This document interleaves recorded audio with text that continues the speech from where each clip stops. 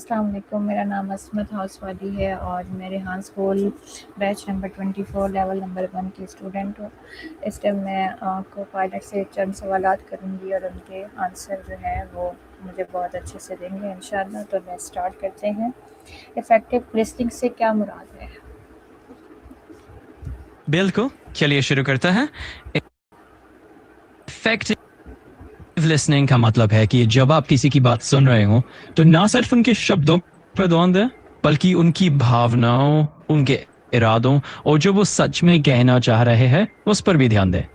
इससे ना सिर्फ आपकी समझ बेहतर होती है, बल्कि सामने वाले को भी लगता है कि आप सचमुच उनकी बात समझ रहे हैं।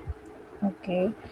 और एक अच्छा सुनने वाला इंसान जो है उनमें कौन-सी खूबियाँ होती हैं? मतलब किन खूबियों का मालिक होता है वो? एक अच्छे सुनने वाले इंसान में धैर्य होता है। वे सामने वाले की बात पूरी होने तक इंतजार करते हैं, बीच में टोका टोकी नहीं करते।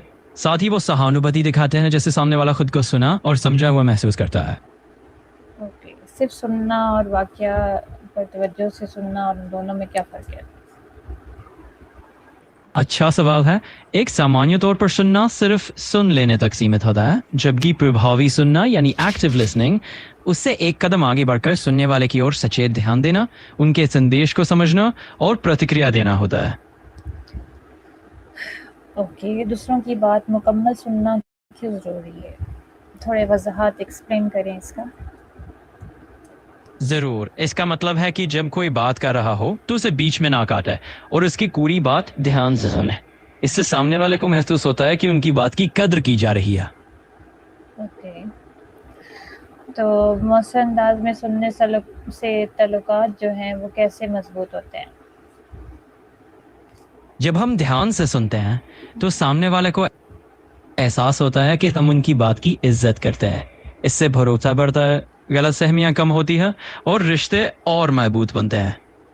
ओके, तो गुफ्तगू के दरमियान में बात काटने के क्या नुकसानात हैं?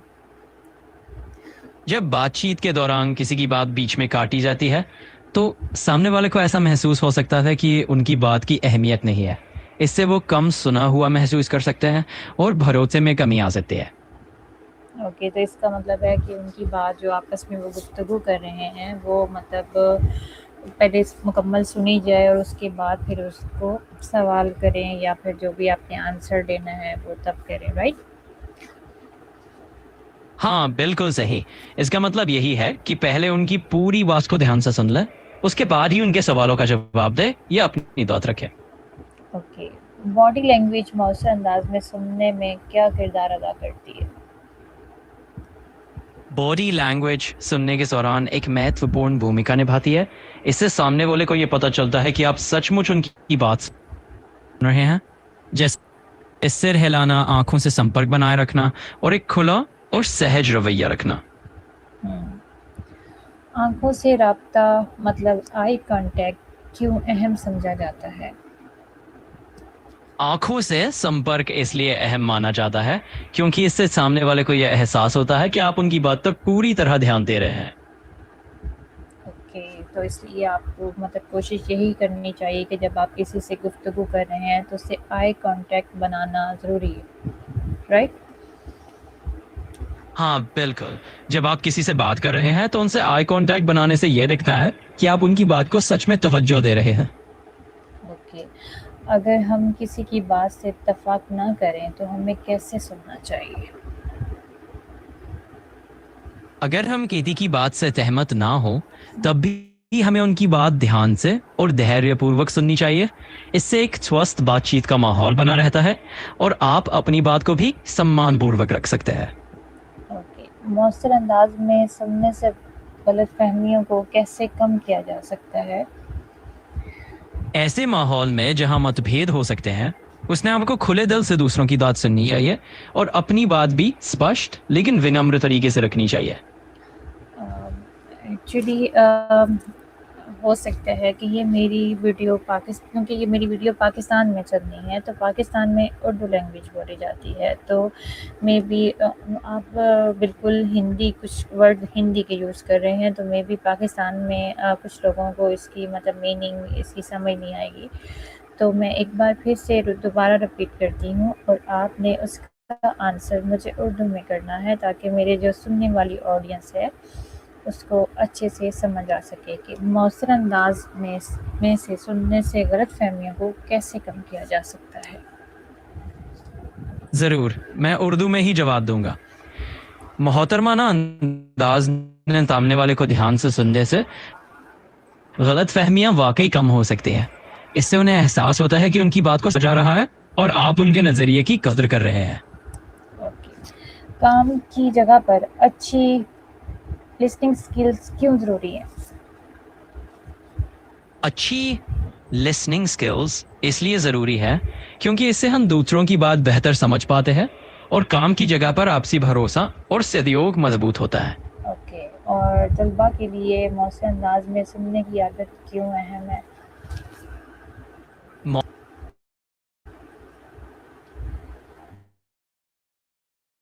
तलबा के मौसर जी जी अंदाज में सुनने की आदत इसलिए अहम है क्योंकि इससे हम सामने वाले की बात को सही ढंग से समझ पाते हैं और बेहतर तरीके से जवाब दे पाते हैं। ओके। कोई बात नहीं, मैं समझ रहा हूँ। अगर आप चाहें तो मैं और भी सरल तरीके से समझा सकता हूँ, बस आप बताइए। चलें, अब हमारा अगला एक क्वेश्चन है कि वालिदैन और बच्चों के दरमियान बेहतर ताल्लुकात में सुनने का क्या किरदार है? वालिदैन और बच्चों के दरमियान बेहतर ताल्लुकात बनाने में सुनने का एक बहुत अहम किरदार होता है।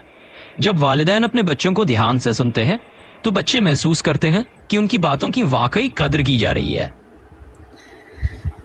यानी कि एक वालिदैन का भी पूरा एक हक बनता है कि वो बच्चों की कोई भी बात है वो थोड़ा ध्यान से सुने ताकि बच्चे जो है वो उनका कॉन्फिडेंट लेवल जो है वो कम ना हो और वो समझ सके, राइट? बिल्कुल सही कहा आपने। वालिदैन ना ये फर्ज बनता है कि वो अपने बच्चों की बातों को ध्यान से सुने ताकि बच्चे खुद को समझे जाने और अपना कॉन्फिडेंस बढ़ाने में मदद महसूस करें। ओके। जज्बाती तौर पर परेशान शख्स की बात सुनते वक्त किन बातों का ख्याल रखना चाहिए? जब आप किसी परेशान शख्स की बात सुन रहे हो तो सबसे पहले सब्र और हमदर्दी दिखाना जरूरी है। उन्हें यह एहसास दिलाएं कि उनकी भावनाएं समझी जा रही हैं। ओके। तो मोबाइल फ़ोन और सोशल मीडिया हमारी लिसनिंग स्किल को कैसे मुतासिर करती है?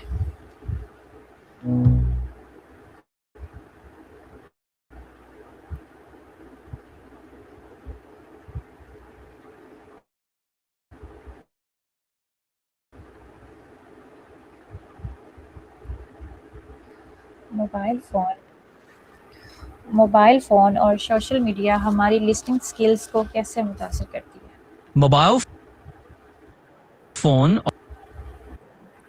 और सोशल मीडिया हमारी लिसनिंग स्किल्स पर असर डाल सकते हैं क्योंकि ये हमारा ध्यान बांट देते हैं और हमें पूरी तरह से सामने वाले पर केंद्रित होने से रोकते हैं। ओके। मौसर अंदाज में सुनने की आदत कैसे पैदा की जा सकती है? मौसर अंदाज में सुनने की आदत पैदा करने के लिए सबसे पहले अपनी पूरी तवज्जो सामने वाले पर रखिए।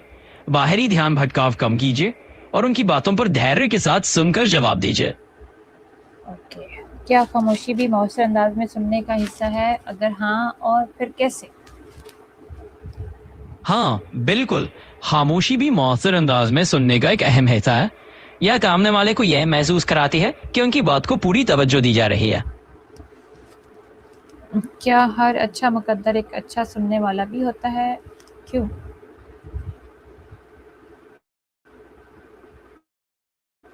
हाँ, अक्सर हर अच्छा मुखातिब एक अच्छा सुनने वाला भी होता है क्योंकि जब आप ध्यान से सुनते हैं तो आप बेहतर तरीके से जवाब दे पाते हैं। आपकी ज़िंदगी में कोई ऐसा वाक़या जब किसी ने आपके दिल से सुना हो, उससे आपने क्या सीखा? जरूर, हम जिंदगी में कभी न कभी ऐसे लम्हों से गुजरते हैं जब कोई हमारी बात सच में ध्यान से सुन पाए। इससे हम यह सीखते हैं कि समझे जाने का एहसास कितना मायने रखता है। ओके, तो एक आखिरी आपसे सवाल है कि हमारे नाज़रीन के लिए मौसर अंदाज में सुनने की अहमियत पर आपका खूबसूरत पैगाम देना चाहें तो? जरूर, बहुत खुशी से। मेरा संदेश यही होगा कि मुअत्तर अंदाज में सुनना एक बेहद खूबसूरत हुनर है। ओके, और